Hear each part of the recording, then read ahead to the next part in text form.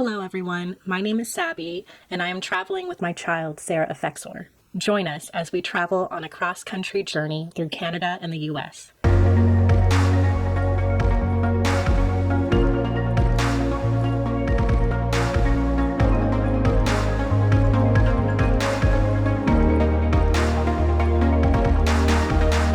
Good morning, sweetness. Hi. Oh, I love your purrs, the little purrinator. Oh, I'm gonna get up. I slept a little bit later today, but I think Tomas gave me a really good plan for what we can do without replacing my RV or going to a place to get it repaired. So I'm gonna go buy the part at Walmart. It's at a Walmart like 15-20 minutes away, and then I'm gonna go to an RV park to install it. I just have to find an RV park who will be willing to deal with the mess. I will be very transparent with what the issue is. I'll probably use a bucket and a trash bag to catch things that come out, but I think we have a game plan, sweetness, right? We got a game plan. Yeah, we're so smart. And maybe I can de-winterize the van if it works out well. Otherwise, I'll just have to deal with no water in here, which is fine. It is what it is. But I would definitely be cooking more if I could use the water here. Right, Trinish? Oh, you're the most... Oh, good yawn. She's so beautiful. Okay, let me go get you breakfast, and then we'll get started on the day. Do you want num-nums? Are you hungry? Okay, let's get you num-nums. Hey everyone, so I have gone to Walmart and picked up the part. This is the part that was recommended to me by Tomas. It's an RV gate valve, so it will close it off for me. So it's just like another barrier because my thing's leaking. And it even has a clear side so I can see what the fuck is going on in there. I have been looking for a dump site the rest of this morning for 2 hours already. So I really wanted to see Connecticut because it is really pretty here, but I'm kind of on a tighter schedule now that I'm in the States, so I need to start heading towards New Jersey soon. So I'm just going to start driving. I found an RV campsite in Jersey City, even though I'm going to Ocean City in New Jersey. There's Jersey City that has a campsite and a dumping station, so I'm hoping that one will allow me to install this new part, which would be very, very kind of them if they would allow me to do that. And then yeah, I'm hoping maybe I can see my friend today, but she did break her poor back.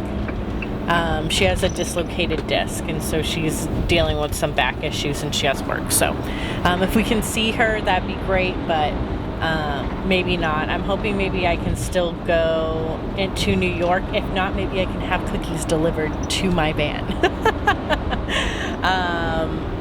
That might be an easier solution. So we'll go ahead and figure out what we can do. Right, sweetness?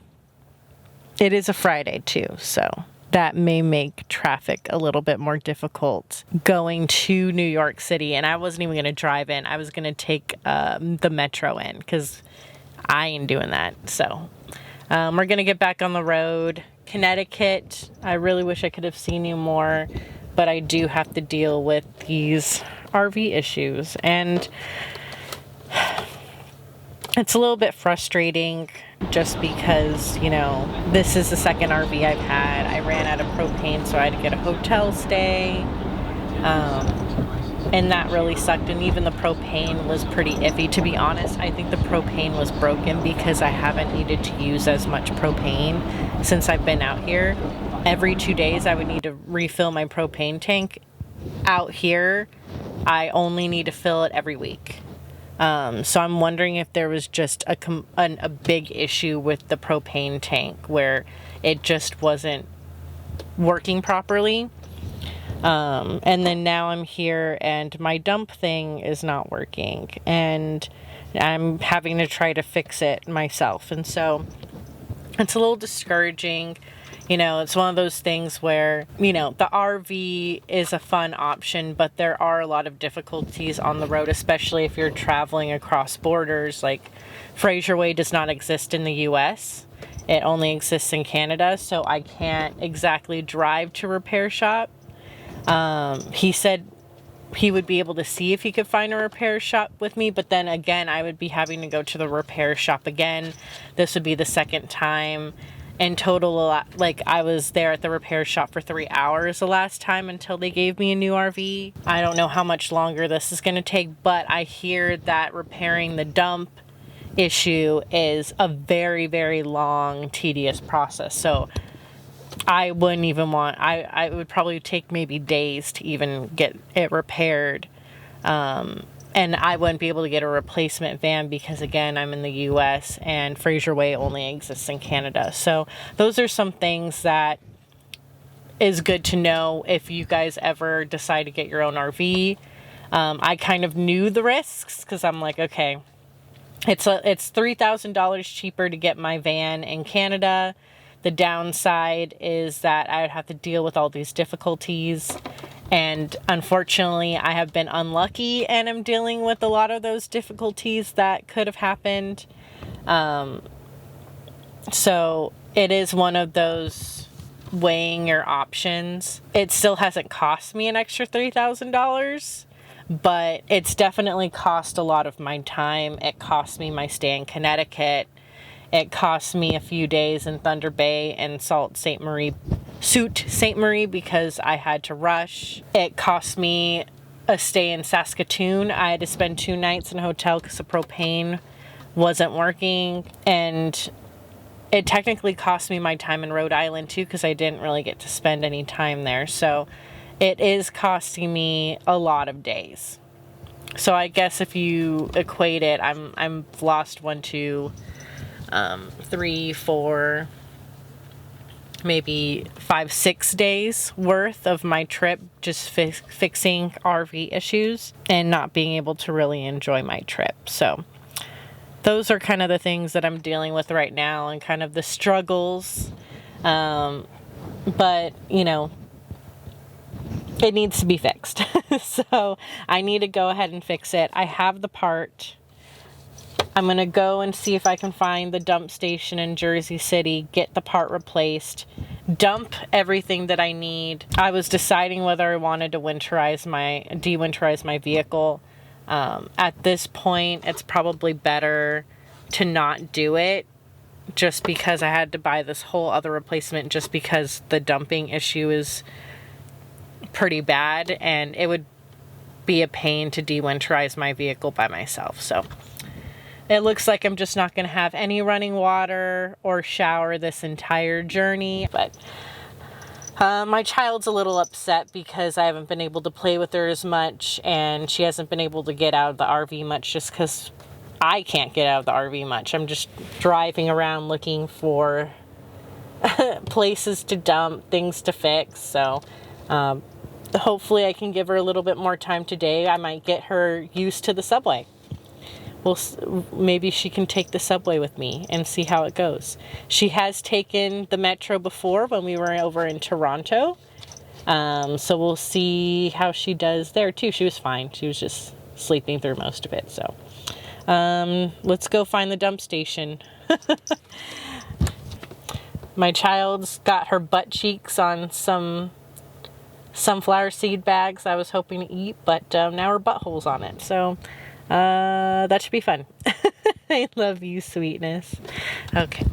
So I am coming up on the freeway that I wanted to take, the CT15 South. I cannot go on said freeway, unfortunately, because it says no commercial vehicles. But what it also says is that there's a height limit. So I'm not a commercial vehicle, but there is a height limit. And it says not to be on this freeway if you have a height over 8 feet. I am 9'5".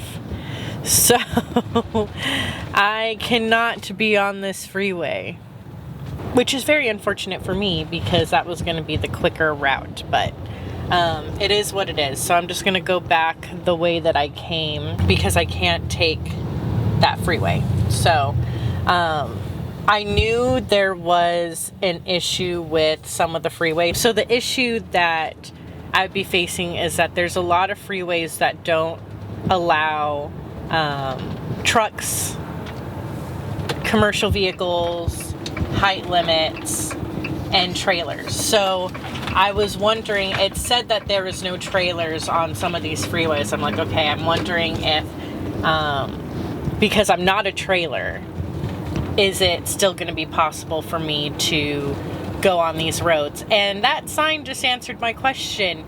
And no, I cannot. I am too tall. So I am back on the 91 South. So it may be that I just need to follow the trucks.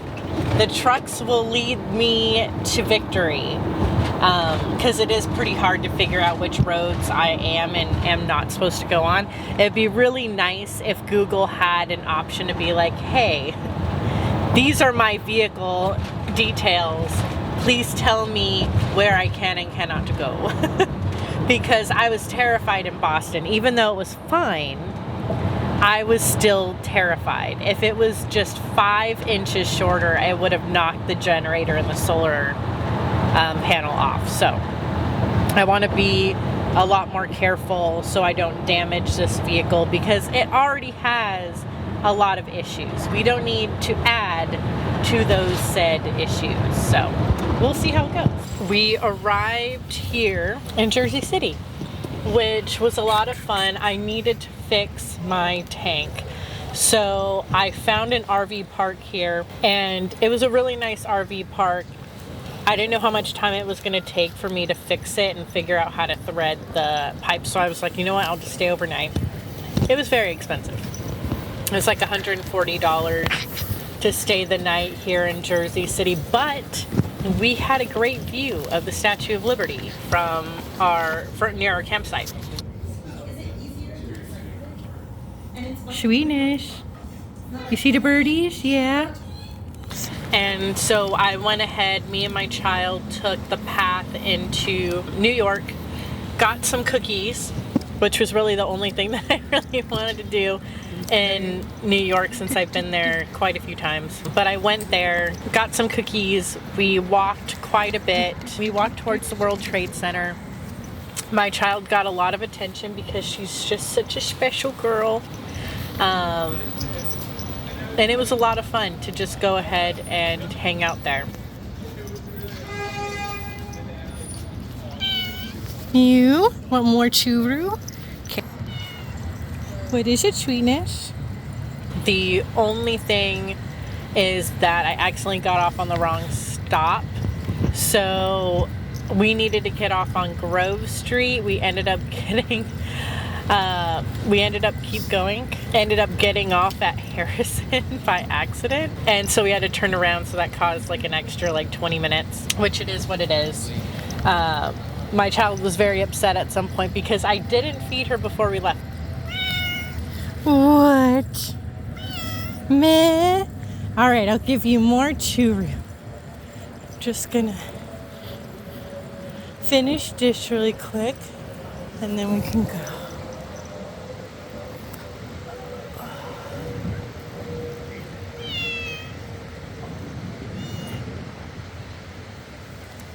Hi, Sweetness.